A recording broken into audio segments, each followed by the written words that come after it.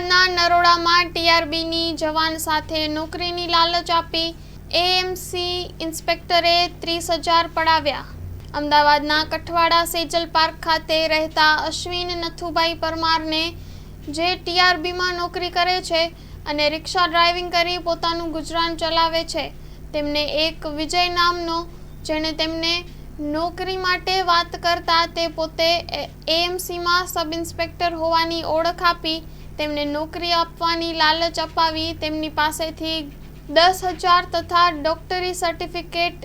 5400 અને અન્ય 15,000ની કુલ 30,400 રૂપિયા તથા ઓરિજિનલ ડોક્યુમેન્ટ લઈ નોકરી નહીં અપાવી છેતરપિંડી અને વિશ્વાસઘાત કરેલ છે,